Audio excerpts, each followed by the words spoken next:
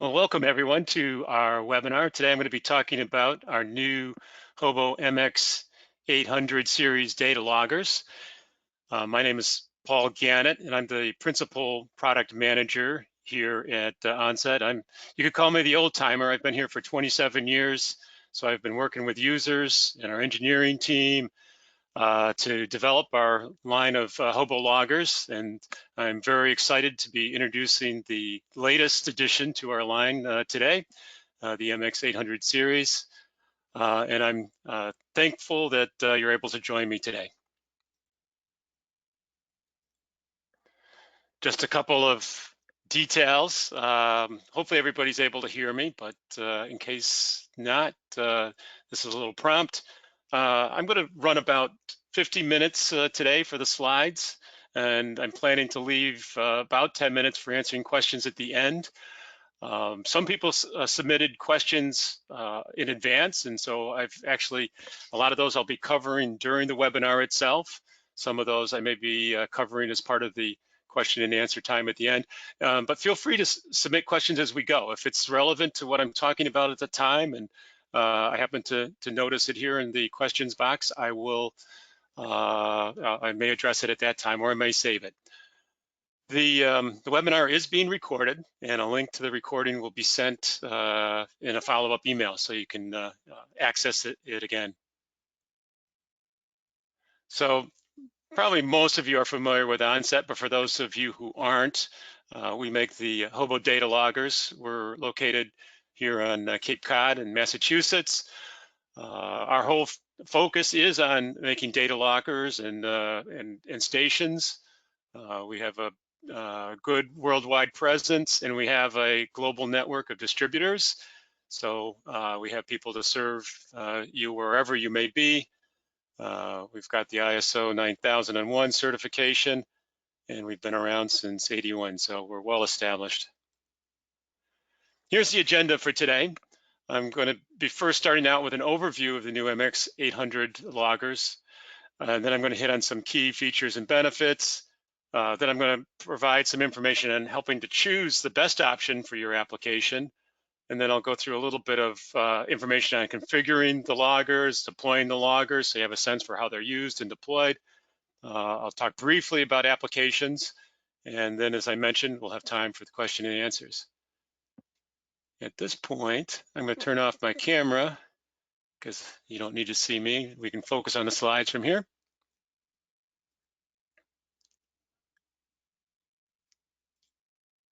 So first, just an overview of the platform. There's actually two logger configurations you can have. One is the MX801 submersible logger. This one is intended for having the sensors connected directly to the logger. That makes it easy to mount them out of sight, mount them on stakes. We'll talk a little bit about mounting later on. The other configuration is our direct read configuration with the MX802 logger. And in this case, there's a cable connecting from the sensor to the logger, and the logger is deployed above the surface in the air. And it has the advantage of being able to read out the data directly without having to pull up the sensor. So it makes for more convenient data readout. The three sensors that we're coming out with, the three types, are a CTD sensor, which has 4 different ranges depending upon the depth rating of the water level sensor. There's also going to be a conductivity and salinity version, which also includes temperature. And there's also a dissolved oxygen sensor, which is coming soon. And everything is operated with our HOBO Connect software that we use to support our full range of HOBO MX loggers. The HOBO Connect software will run on Windows platforms as well as mobile devices, iOS or Android. And this is probably a review for most of you, but I just want to go through it to make sure. When we say CTD, that's referring to conductivity, temperature, and depth. And in terms of what conductivity means, it actually leads to several measurements, which I list out here. It can measure the straight electrical conductivity of the water, It can normalize that for temperature to 25 degrees. We call that specific conductivity. It can provide salinity. It can also log total dissolved solids. And the logger is able to calculate and store these directly, so you don't need to do any post-processing to get these parameters with the MX800s. It'll, of course, record temperature. It will also record depth, but when we say depth, it's actually recording water pressure. It uses a water pressure sensor, and that means that to get water level, you also need barometric pressure. And in the case of the MX802, that has a barometric pressure sensor built into it, so you can get that directly, and the logger will calculate differential pressure and then calculate water level from that. So you can get a range of parameters just with that one CTD sensor. So I'm going to kind of break this up into talking about the features of each of the components of the system, so you can get a sense for those. I'm going to start out with the kind of the overall logger advantage features. The first thing is that it's part of our MX line of loggers, which means it's got the Bluetooth communications. We use Bluetooth 5.0 in these, which is faster than some of the earlier versions of Bluetooth. And it just makes it so easy to communicate with the loggers and offload data. By being part of the HOBO MX platform, you now are getting a wide range of parameters in one logger family. It just makes it easier to compare data between the different loggers. It makes data integration easier. So you just have one software platform to learn. We do have a water detect feature in the MX801 logger. This allows you to get a record of when the logger was in and out of the water. And that's useful in like tidal applications where potentially the water level can go down below the logger. So it just is an easy way to know that that's happened. In the MX802 logger, this is the one that sits above the surface that has a barometric pressure sensor built into it.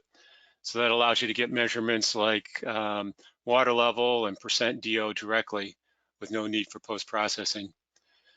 We also have easy guided calibration for both the DO calibration as well as the conductivity calibration. I'll be giving you a little demonstration of the conductivity calibration later. The batteries are common AA lithium batteries, and they are user replaceable. So you don't have to send the logger back for a battery replacement after the batteries run out. We are offering options for connecting two sensors to one logger, which allows you to get more measurements with one logger. And it allows you to get things like salinity adjusted DO directly, not having to do post-processing. And of course, because the sensors are attached, you can change them out for different applications.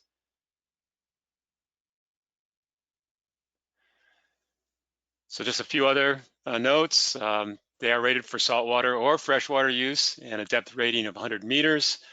The capacity is about 730,000 measurements, and that's divided by the number of channels. And you can turn off and turn on the channels you want to log so that you can kind of manage your memory usage that way. Depending upon what sensors you have attached to the logger, it's going to have a 1 to 2 year battery life. As I mentioned, the batteries are replaceable. The diameter of the logger is 1.63 inches, and the operating range is -40 to 50 C. Interesting how I go between US and metric units here. The maximum logging rate is 5 seconds. And because it's got the Bluetooth wireless communications, we have the appropriate compliances, FCC, CE, UK, RCM. And rather than having a button on these, we have actually a magnetic fob, which is attached to the connection collar on the logger. And this is used for certain features like waking the logger up if it's been in sleep mode. We've got a pick me mode, so if you've got several loggers in an area, you can have the one that you're interested in kind of come to the top of your list, so it makes it easier to connect to in the software. It can also be used to start and stop logging.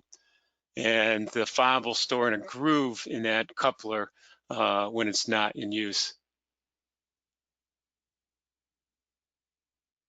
There was a question here about I talked about a 1 year to 2 year battery life. And the question is what's the logging rate with that battery life? And that's specified with a 1 minute logging rate. So if you're going 1 minute or slower, you'll get that 1 to 2 year battery life. So that's a good question, thanks. As I mentioned, the HOBO MX802 logger has a barometric pressure sensor built into it. And this is a cutaway drawing of the bottom end, the end that connects to the cable that goes to the sensor. And I just wanted to point out here that there's a separate chamber for the barometric pressure sensor. And we do this to basically isolate the logger electronics from any moisture that might be in the stilling wells or wells that you deploy these loggers in. So that's one of the ways we ensure the long-term reliability of these. So the 802 logger is weatherproof, but it's not rated to be submerged. It'll survive short amounts of submergence because it does have what we call like a membrane over like a Gore-Tex membrane over the pressure sensor, but the barometric pressure sensor, but it's not intended for being submerged for long term. Now, this is actually more for the people that are familiar with our loggers already. We've, of course, support most of the usual logging modes that we've been supporting in our HOBO MX line. Things like burst logging, multi-rate logging, but we've also got this new option within multi-rate logging where you can set up a repeat and pause intervals. So in this example, you can see the first logging interval, I'm sampling at a 5-second rate for a duration of 1 minute, and then I'm pausing for 5 minutes, and then I've got a repeat function on. So this is basically allowing me to do this burst of readings every 6 minutes. So this is used for like wave applications, which you may have. So now switching gears to the sensors, I'm going to talk first about the conductivity and the CTD sensors. Both of them use the same platinum 4-electrode conductivity sensor. And the advantages of this is it has a very wide measurement range from 0 all the way up to 100,000 microsiemens per centimeter. And it's got good accuracy across that range of 2% or better over that range. The electrodes, you can kind of see them in the picture there. They're centrally located within the sensor so that they're not up against the well, which basically avoids interference from the well or stilling well that you may have these installed in or any housings. The sensors are 1 inch in diameter, so they can fit in a pretty wide range of wells, and we do make them affordable. I'll talk about pricing in a little bit. That was a common question that I saw in the questions that were sent in advance. So a few other things about the conductivity and CTD sensors. We recommend for cleaning them, because there will get fouling in there are many environments you'll see fouling on the sensor. We recommend that you don't use a metal or plastic brush that could damage the electrodes. We recommend using a soft dental brush like this. It's got rubberized bristles and it's small enough to get between the electrodes for cleaning them off without damaging them. The water level sensor that we use in these is the same durable ceramic sensor we've been using in our other water level loggers and sensors over the years. And so it's got the same accuracy as what our other loggers have. One of the things we've done on this is we've mounted that pressure sensor very close to the end of the logger. So you can use this sensor to measure very shallow waters down to 1/3 of an inch, which can be handy in some applications. The temperature sensor is also in that end piece. It's got a reasonably fast response time of 3 minutes to a 90% step change in temperature. and that's got advantages for like calibration, slightly faster response time. But I should say that it's not intended for profiling applications. For doing that, you need to have like an external temperature probe, and this is not a CTD for profiling applications. It's intended more for being used in a stationary location where it's mounted in a stilling well or to a dock or a rock. And that 3-minute response time is plenty fast enough to keep up with the temperature changes in those kind of applications. The conductivity calibration is different than we've done with our previous conductivity loggers. It allows for a lab calibration with up to 8 calibration solutions, although typically a 2-point calibration is enough, where you basically calibrate it at a high and a low point at the either end of your expected measurement range. The recommended calibration solution is a potassium chloride solution. We do offer those for sale as well if you need those. And you could do this conductivity calibration in the field, but it might not be quite as accurate just because of changing temperatures out there in the field. It's a little tougher to get a good solid reading. Now looking at the dissolved oxygen sensor, and as I mentioned, this one is not quite available for ordering yet, but it's getting close. It uses the same proven RDO technology we've been using in our HOBO U26 dissolved oxygen loggers, but it does have significant improvements. It still is an optical DO sensor. It has a 2-year cap life instead of the 6-month cap life we had with the U26s, so quite a bit longer cap life.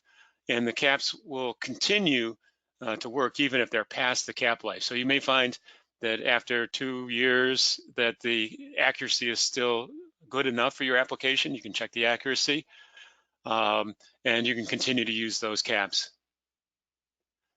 The accuracy, it's with calibration, it's going to give you an accuracy of 0.1, I'll get that right, milligrams per liter over the range of 0 to 20 milligrams per liter. And it's like 2% or 1%, I forget exactly in the range above that, but that 0 to 20 milligrams per liter covers most applications I found. The full range is up to 60 milligrams per liter. And the housing for this, it's a PVC housing. And we do have 2 calibration options for this. One is a 100% saturation calibration, which will use a calibration boot that we will include with the sensor. For those of you who have used our U26 loggers, it's like calibrating with the calibration boot that we included with those. And we are also going to offer a concentration calibration where you basically stick the sensor in a known DO solution. Maybe it's something you've measured with another meter, and you can enter in calibration points from that known solution and do the calibration that way.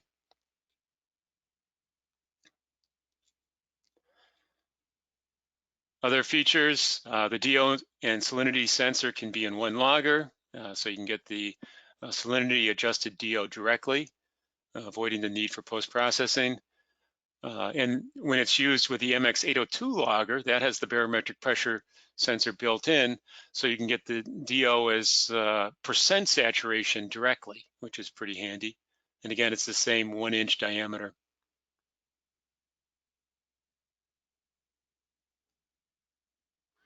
So let me talk a little bit about configuration. This actually, I see some questions about connecting sensors, so this may help answer some of those, at least give you an idea. The logger and sensor come separately, and to attach them, you just you plug in the sensor into the loggers. It shows an end view of the sensor down below. It's got an alignment pin in there, as well as the gold-plated pins inside it, so it makes good connections. That stainless steel alignment pin also locks it into place so it can't be rotated. And then there's what we call a coupler or a collar that goes around that connection and locks the sensor and logger connection. So it makes for a very robust connection between those. And yeah, it's a very robust. Oh, there's a couple screws that go through that collar as well. That's the other thing I wanted to mention. That kind of is how it's locked into place. On the other hand, if you're connecting a cable to it, this is how you would do that. Use that same tapered coupler to lock the cable onto the connector on the logger. It's the the cable connection is exactly the same as the sensor connection. So that's where some of the flexibility of how these can be configured comes from. I'll talk about some other configurations on the following slides. And then on the other end of the cable, there is a slightly different coupler that connects the sensor onto the cable. It's because we want to maintain that 1-inch diameter. So this coupler is a little lower profile for being able to do that, but it's still a nice, robust connection. So now I'll get a little bit into the the parts, the pricing. All my pricing is in US dollars, so keep that in mind. The pricing for the two loggers, the 801 and the 802 loggers, it's $495 for each of them, so they're the same price. The sensors, the CTD sensor is $895, and just the straight conductivity / temperature sensor is $545. And as I mentioned, the dissolved oxygen sensor isn't quite ready to be introduced yet. I expect that to be in the same price range as the CTD sensor, but that's yet to be finalized. The over on the right of this slide, I show what the combined prices are, because a lot of you are going to be comparing these to integrated CTD loggers, for example. So I just wanted to give you a sense for that. So if you combine the logger price and the CTD sensor price, that works out to be $1,390. And then if you're using the cabled 802 configuration, you've got to add in the price of the cable. So that's typical price there might be around $1,500. For the conductivity and temperature sensor only, that price is going to be closer to $1,000. So you can see those here. So this is the part I'm talking about in terms of helping you decide what to buy, because you got all these parts. How do you decide what to buy?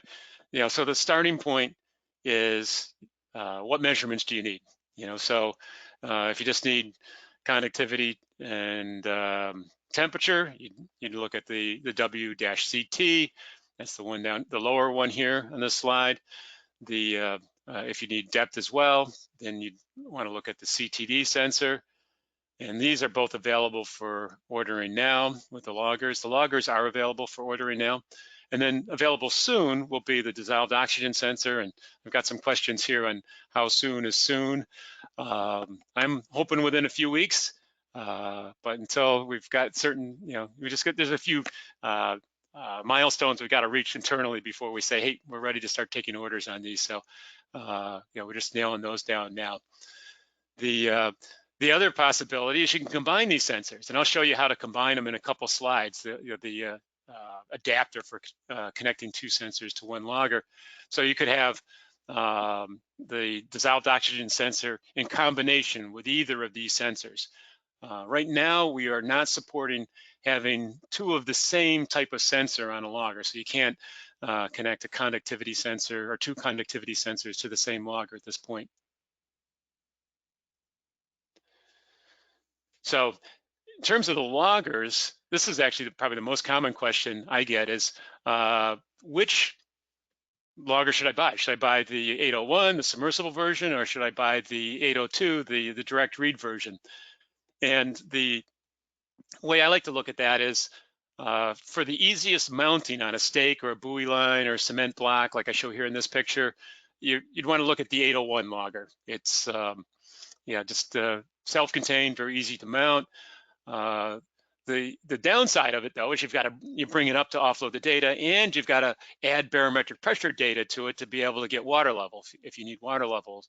And the way you get the water level data is you need to have another logger that's logging barometric pressure. So it could be an 802 logger that's nearby that's measuring water level. So if you have one of those nearby, that's great. Or it could be an 802 logger that you just buy just for logging barometric pressure. And if you're going to do that, you need to add a plug to the sensor connection to make it weatherproof. So keep that in mind. I think I showed that on one of the slides coming up. Yeah, I do. And another option is if you have an MX801 logger already, the HOBO MX801, you can use that to get your barometric pressure data. And once you have this data file, you can use HOBO Connect. We have a water level assistant that's used to combine the barometric pressure data and the water pressure data to get the water level. And you can just enter a fixed barometric pressure in, but if it's for any deployment over any length of time, the barometric pressure is going to change, and that barometric pressure changes can amount to 6 inches of water level change. So in most cases, you're going to need to have a logger for the barometric pressure changes. So on the other hand, if you want the easiest data readout, you'd want to look at the MX802. That includes the barometric sensor, so you don't have to worry about post-processing to get your water level data. The sensor stays in the water, and it's great for any site where you can have a stilling well, or you already have a well where you can deploy the logger and into that well. It does require a cable, as you can see here. So here's the 2 sensor configurations. And again, the 2 sensor adapter is not available to order yet either, but it will be available soon, about the same time frame as when the DO sensor comes out. If you're attaching the sensors to an MX801 submersible logger, that adapter would connect to the logger, and then you'd plug in the 2 sensors into the adapter. And the adapter is going to come with a protective guard over it. And I should say that that protective guard isn't going to have copper like shown here. It's going to look like the protective guard down here. It's got holes in it, and it protects the sensors in there. But the copper is something that you would have to add on your own to that, like with copper tape or copper screen. So if you're using the adapter to attach 2 sensors to a direct read logger with the cable, this is how you do it. You'd have a cable from the logger at the surface down to this adapter, and then you'd have the 2 sensors attached down there, and then again, the protective guard that goes over those. You can add copper tape or screen around the guarded to get the anti-fouling protection.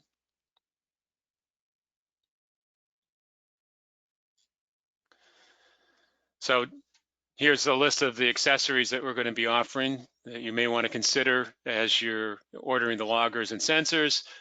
We are going to sell an anti-fouling guard for the conductivity sensor. We already have one for the DO sensor that will fit on this.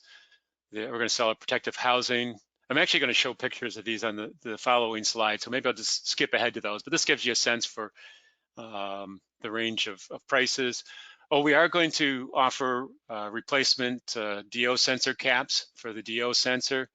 Those I think will be $185. Of course, if it's got a 2-year cap life, you won't need to be replacing those caps for a while, but it's good to know that they're available when you do. So here's the anti-fouling guards. The anti-fouling guard for the conductivity sensor it's basically a piece of copper that's shaped like a small pipe. It's got plenty of holes in it to allow good flow of water to the sensors, and it's held in place with 2 square O-rings. And to to service the sensor, if you do get any fouling on there and you need to clean the sensor, you just slide the outer O-ring off, and you can slide the copper guard off, clean the sensor as needed, and slide it back on. So it's pretty easy to install. The anti-fouling guard for the DO sensor, it's a screw-on guard, and yeah, as I said, it's the same one that's been used on our U26 DO loggers. The DO sensor that we're selling now, the with the MX800s, this is what the end of it looks like. It's a little different end on it than the U26 had. So this is the membrane, the DO membrane right here. So it doesn't have as much protection for the membrane as the U26 guard had. So you may want to consider ordering this anti-fouling guard. Even if you don't need the anti-fouling capability, it's still a good protective guard for the sensor. We are going to sell a PVC protective housing. This is kind of what it looks like, and it's big enough to hold an 801 logger with either any of the sensors. That it's long enough to accommodate any of them, and it includes O-rings that go around the logger and the sensor to hold them in place within the housing. So that's an extra robust housing that you may want to consider, or you can make your own. The well cap that we've been selling for the MX 2001 water level loggers also works for these loggers. They were actually specifically designed to attach to the same mounting ring that is included with that well cap. So you can see kind of a cutaway view of what that looks like. And the nice thing about this is it mounts the antenna for the Bluetooth communications high enough up in the logger so that it gets good transmission range. And the Bluetooth goes through the plastic very easily. It's almost transparent to the Bluetooth communications, so that you can get the 100-foot Bluetooth range with when you're using this well cap. I mentioned if you're going to use the MX802 as a barometric pressure logger, you need to put a plug on the open sensor connection if you don't have a sensor connected to it. And so this is the what that looks like. It's nothing pretty, but it's necessary.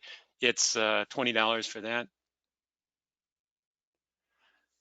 We do offer some potassium chloride calibration solutions in 4 different values.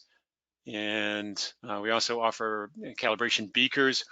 I'd recommend having 2 beakers for each of your calibration solutions, one for a rinse solution, which you put the sensor in first, and then one for your actual final calibration solution to do your very accurate calibration, so you can get your 1 or 2% conductivity accuracy.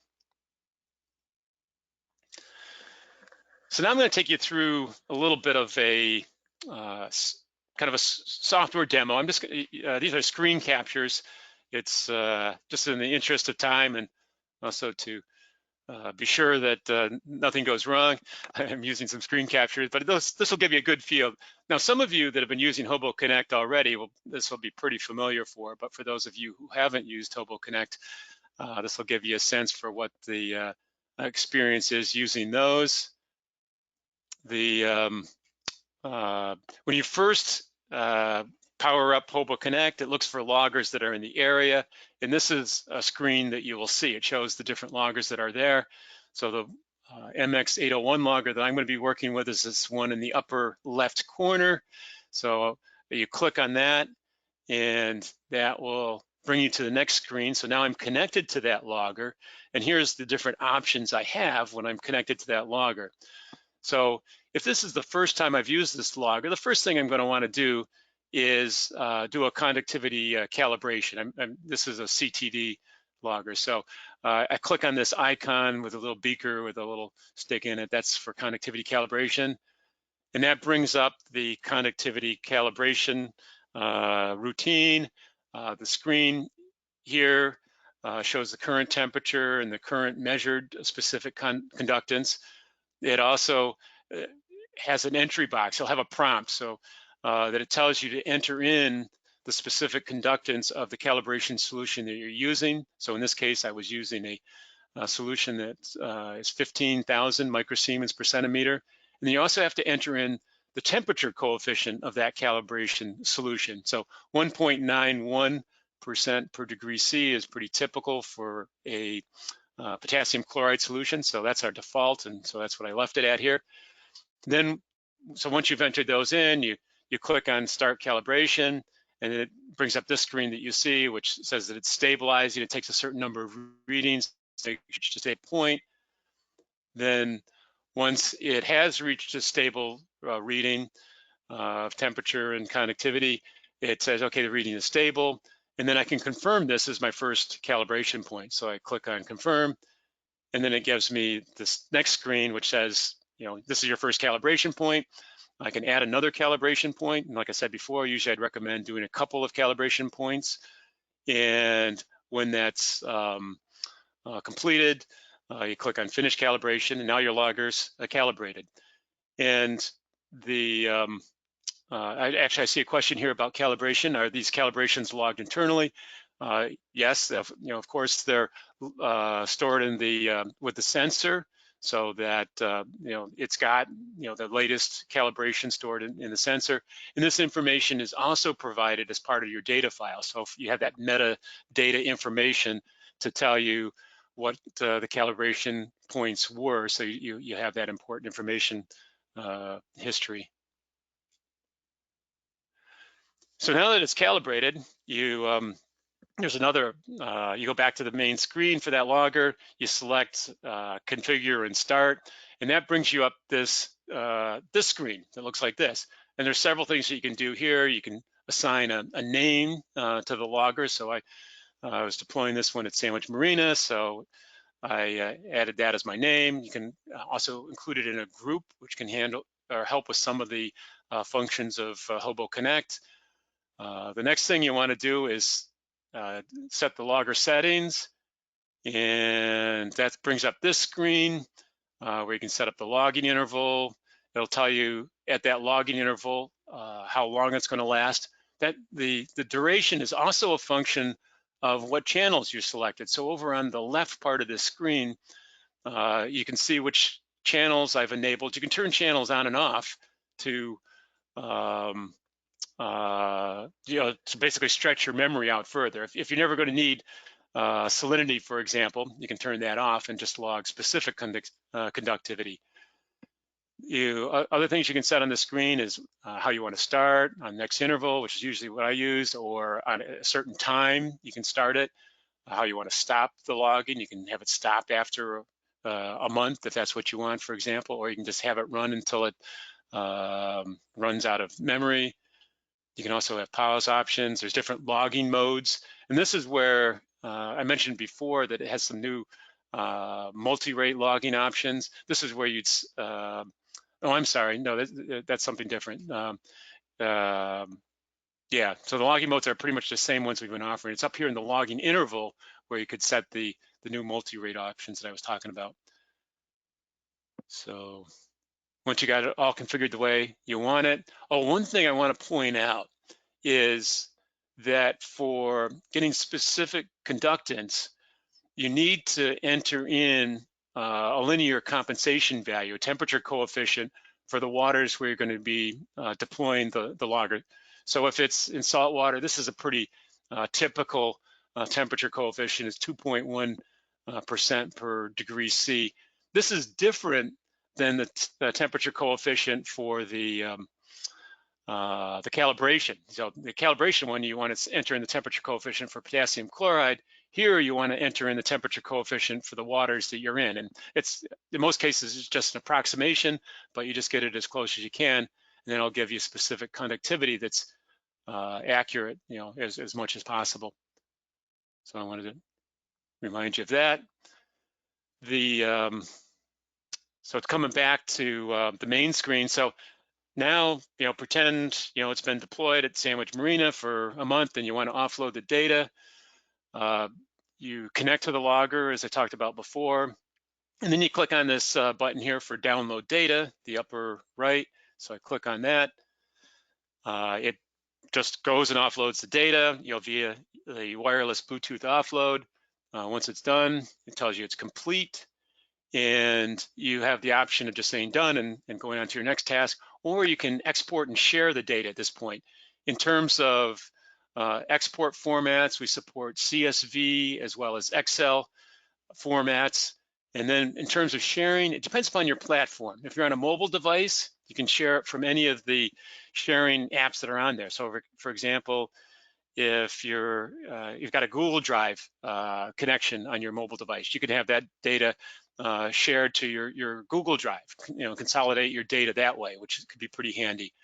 If you're on a Windows platform, it's a little different. You basically can share files because Windows just has a little more flexible file structure. Oh, there's a question here. Does HOBO Connect work on iPads and PCs? And yeah, the answer is yes. Because HOBO Connect supports multiple platforms. It supports both iOS, either on iPhones or iPads. It supports Android, either on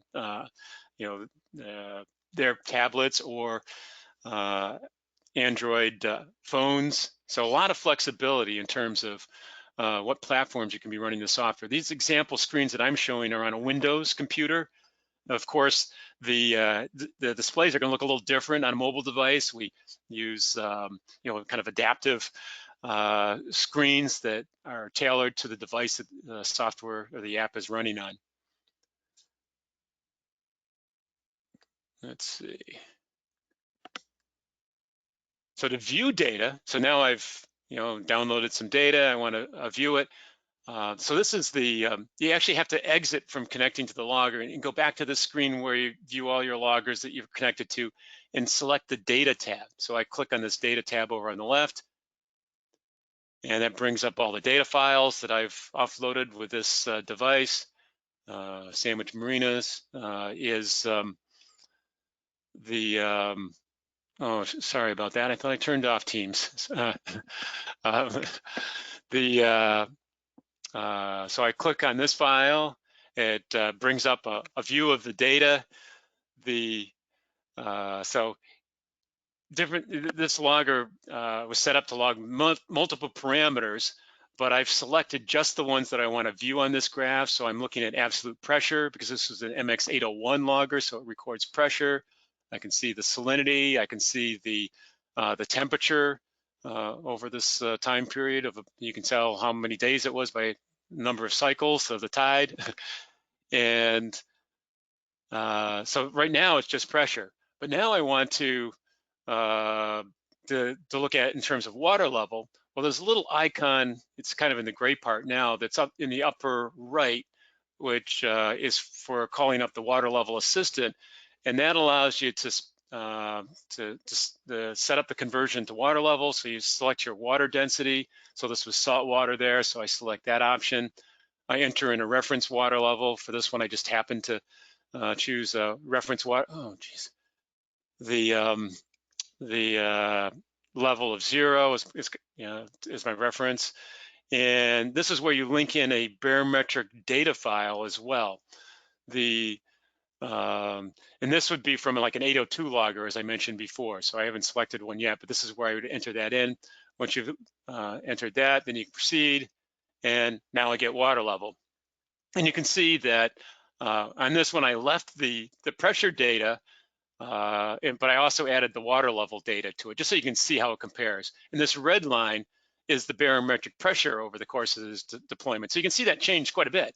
So it has an effect. In some cases, the pressure curve, the blue curve, is higher than the water level curve. In other cases, they're the same. So that barometric pressure changes. So for example, down here, the water level is higher than the pressure curve. So you see that barometric pressure makes a difference in the data you get, and you can export and share this data as well. So on the other hand, if you're using the MX802 logger, that's the direct read one, which has the barometric pressure sensor and the logger head. It's a little different procedure because you enter in a reference water level at the beginning of your deployment. So you put the sensor into the water and the logger's mounted at the surface, for example, in a stilling well, and you enter in your reference water level at this point. You can see down in the lower part of my screen, in the center. So you click on that. similar sort of tool here. You enter in your reference water level. I entered 0 here again, and you enter in the salt water. And so it's a little simpler in this case because you don't have to link in a barometric data file. And then you just save that. So now you've entered, oops, I skipped ahead. Now you've entered in your reference water level, and all your readings after that point will be relative to that reference water level, which, so you can look at the current water level directly, which is pretty handy. So I want to talk a little bit about mounting methods now. So this is another aspect you want to consider. Here's a question on software I want to touch on while I'm kind of in software mode. The question is, can you configure all units to US units? And yeah, that's a setting within HOBO Connect. So when you're in HOBO Connect software, you can select a setting of having all your measurements in metric or US units. So that's, you're going to end up seeing units all in those units. So now to mounting. The submersible logger, it's a lot of ways you can mount it. You can mount it on like a concrete slab like is shown here. It's pretty nice because it's on the bottom. This particular deployment allows boats to even go over it. It might bang into them, but it's still pretty safe. You can mount it on a post like shown in the central picture. This is an estuary here on Cape Cod, and just so T-posts are pretty common for mounting. You can either put it in a stilling well on that T-post or mount it directly to the post, depending upon how much traffic you got going through that particular estuary or stream. And here's showing mounting it using our PVC housing on a cement block, and so that's another popular way that these can be deployed. Back to the units. I got a question: can you have a mix of units, some units in metric and some units in US? And right now, HOBO Connect does not support that. You're either, you're all in metric or you're all in US. You can convert afterwards, of course, but for right now, it's all in one unit type, I should say. Oh, here's the question. Is it possible to connect external power supply to the submersible logger? So I'll go back to this. No, there's no way to connect external power to the submersible logger or the direct read logger for that matter. It's built in 4 AA batteries. But remember, those batteries are going to run for 1 to 2 years, with any of these sensors. So you really don't need to connect external power. If you're logging particularly fast, for example, maybe you'll need to swap out the batteries more frequently, and you can do that. But really, you wouldn't want to run wires into that. Oh, there's a question about the PVC housing that we're selling. Will it accommodate 2 sensors? And the answer on that, so looking at this picture here of the housing on the cement block, is it's not big enough for the two sensors on the logger. But remember that the 2 sensor adapter that we're going to sell includes a protective housing for the sensors. So that's basically a PVC housing right there. And it's provides pretty robust connection for the to the logger and to the sensors at least. And you could mount that further in like a 2.5-inch PVC pipe if you wanted for additional protection. So with the MX801 logger, as I mentioned, you're going to need to have barometric pressure. So a common way of dealing with that is to mount a barometric pressure logger in nearby in a tree. That, as I said, it could be an 802 with a termination plug, or it could be an 802 that's in a well nearby with with a sensor attached. So there's various ways of getting that barometric pressure. The direct read logger, for that, you really want to have some sort of well. So you could have, if you're in a dock, or a bridge. You can mount a stilling well to the side of the, to the dock or bridge, and suspend the direct read logger in that stilling well. But you just want to make sure that the 802 logger is above the highest water level so that it can be recording barometric pressure all that time, and to make sure that it doesn't get submerged. Here's in a well. Also, like wetlands applications, you can have like a T-post with a stilling well attached to that with your CTD logger inside of that.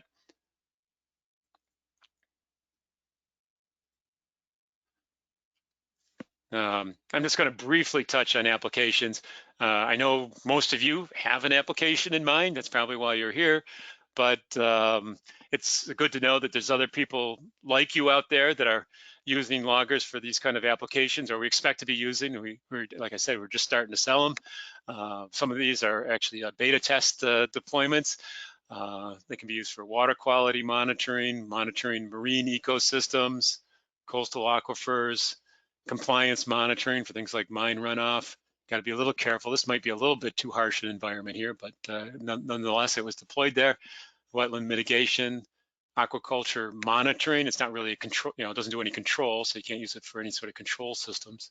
So that just gives you a sense of some possible applications.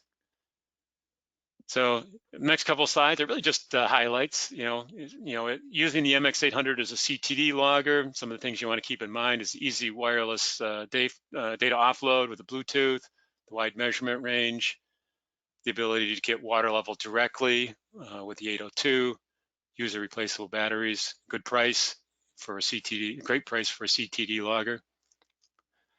Looking at the DO logger configuration advantages, again, the Bluetooth offload, the high accuracy. And actually, one of the things I didn't mention before is right out of the box, when you just get the DO logger, you attach the DO sensor cap, it's going to get 0.2 milligrams per liter accuracy right out of the box without having to do any calibration. So in many cases, you won't have to do a DO calibration, but if you want to tweak it a little bit, you can do the DO calibration as well, as I mentioned. The DO sensor's got that 2-year cap life, of course, the replaceable batteries. So I promised I'd leave a little bit of time for questions. So I've got, well, if we cut off right at 3 hour East Coast time, that's I got 7 minutes. So let me, I'm going to kind of start going through the questions, and I'm going to kind of start at the top. Some of them I've covered already, but so thanks everybody for sending in the questions. I probably won't get through all of them. I can see I've got quite a few. I'm just kind of reading through to see which ones I haven't covered. Thanks for staying with me while I'm reading. I'm glad I covered a lot of these already. Yeah, there is a question here. Can I connect different sensors for different applications? And yeah, I just wanted to confirm you can swap out sensors, so you can, buy the logger with a couple different sensors and use one sensor for one application and use another sensor for a different application. So no problem there.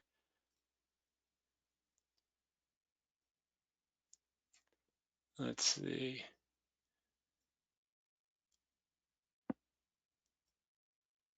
Let's see. Still looking. If you have two. Like I said, I covered most of these as we went along, so that's good. I try to do that as much as possible. There was a question about Bluetooth range. I think I did say that, but just in case you missed it, the Bluetooth range is typically 100 feet. Of course, that's line of sight, so if there's any obstructions, those can shorten the range. Oh, another question we get is how far underwater does it go? And the answer is no, it really doesn't go through water. You can, maybe if you're within an inch or two of the submersible logger for Bluetooth offload, it'll go through that, but it's really a case where you should bring up the logger for to offload the data with the Bluetooth. Let's see, oops.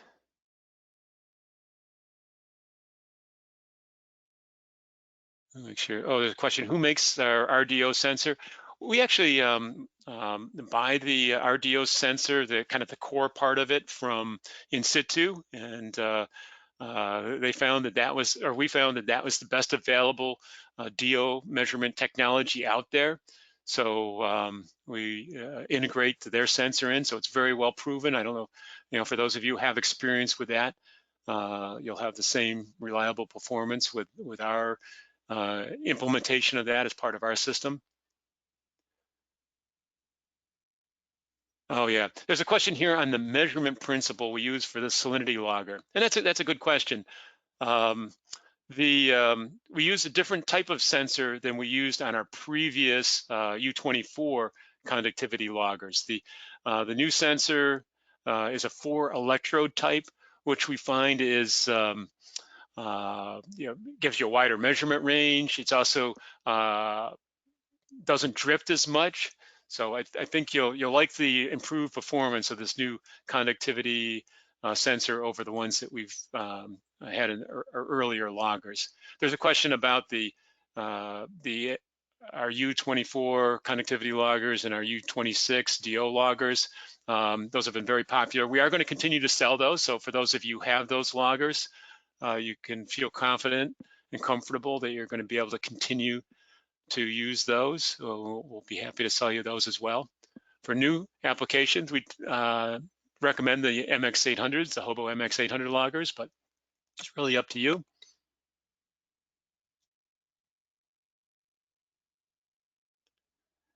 Let's see. Oh yeah, here's a question on the drift, which is, it's a good question. How much do you have to clean it? How much do you have to recalibrate it over, in this case, 3-month deployment? The sensors, the conductivity sensor does pretty well over time. I would recommend, probably getting out there and cleaning it on a monthly basis. You don't necessarily have to, but I would recommend that is if it's a high fouling environment. And that's really, I guess, the first thing I should say is the maintenance required mainly depends on the amount of fouling. The sensor itself, it will keep its calibration for the over 3 months. It's just how much effect the fouling has on the sensor. So if you can get out there every month and clean the sensor, you probably do not need to recalibrate it in the field. So if you're going for like 3 months. Let's see, yeah, another question on that connectivity. So that was a popular question.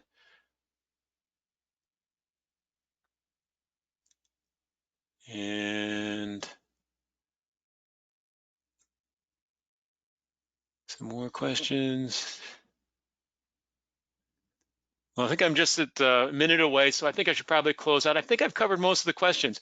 If there's any questions that I didn't cover, I'll try to see if I can have somebody follow up with you specifically on those questions.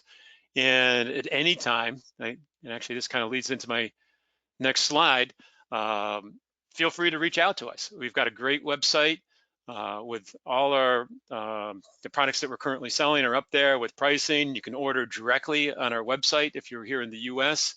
We also have a great network of international distributors. So if you're overseas, you can go to our website, see who your local distributor is, and contact them directly to for local support and to be able to order these products.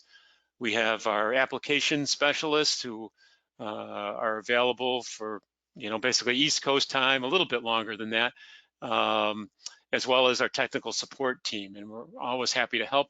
You can see the email addresses. You can reach out to us directly through those.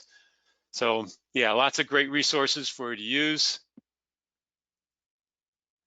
And at this point, I just want to say thanks for joining me today. I hope I've answered most of your questions. And again, if you need more information, feel free to reach out. But I really appreciate you taking some time out of your day to join me today. So thanks so much. Have a great day.